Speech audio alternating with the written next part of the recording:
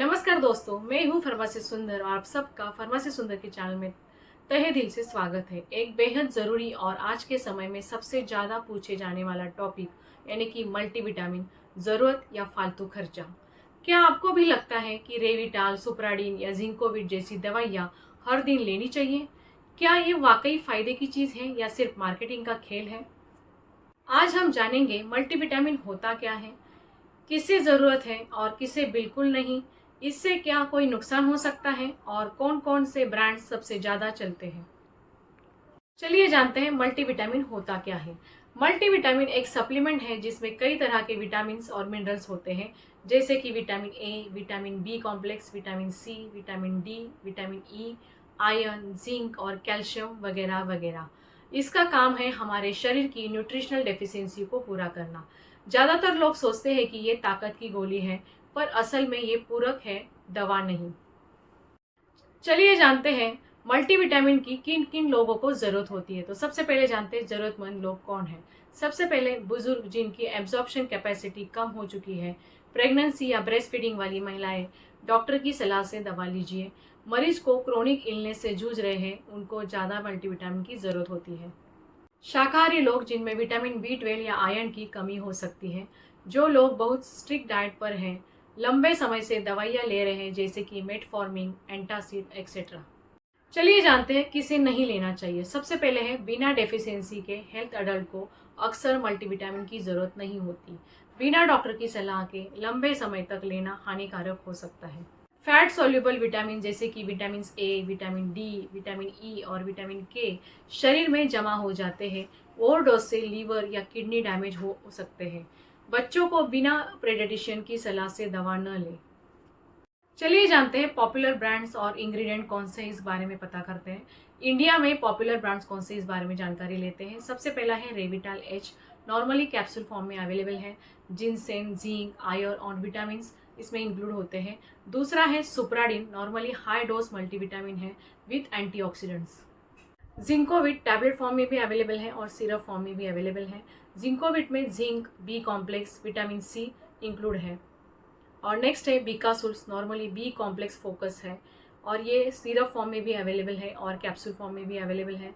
और तीसरा है neurobion forte, normally nerve related B vitamin है। और नेक्स्ट है शेलकैल, नॉर्मली कैल्शियम और विटामिन D3 का।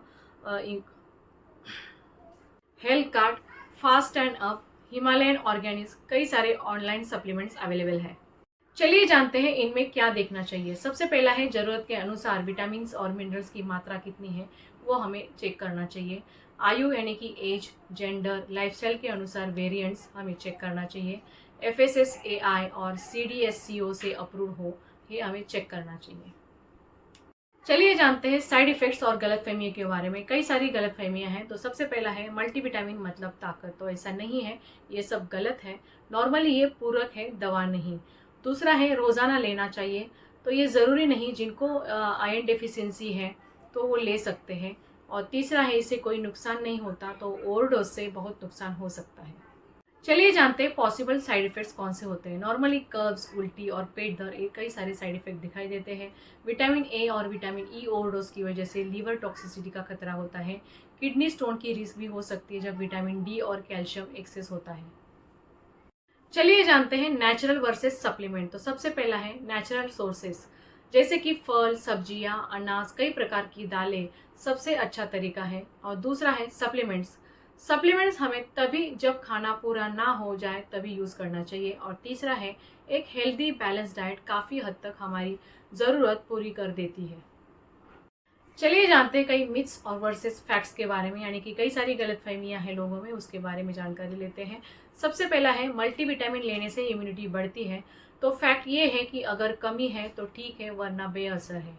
और दूसरा मिथ्स है कि हमें इस हर उम्र में ज़रूरी होता है। तो फैक्ट ये है ज़रूरत व्यक्ति विशेष पर निर्भर करती है, यानी कि जिनको डिफिशियंसी है वो ले सकता है।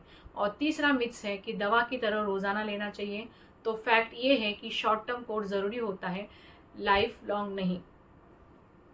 दोस्तों, मल्टीविटामिन कोई जादू की गोली नहीं है, ये सिर्फ न्यूट्रिशनल गैप को पूरा करने का एक साधन है।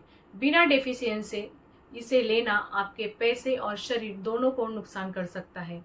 हमेशा फार्मासिस्ट या डॉक्टर से पूछें और सप्लीमेंट लेने से पहले सोचें ज़रूरत है या नहीं। अगर आज का वीडियो पसंद आया तो लाइक करें, शेयर करें, चैनल को सब्सक्राइब ज़रूर करें और मिलते हैं अगले वीडियो में। तब तक सेहतमंद रहे, सजग रहे, stay connected, stay healthy, stay happy, हंसते रहिए, मुस्कुराते रहिए।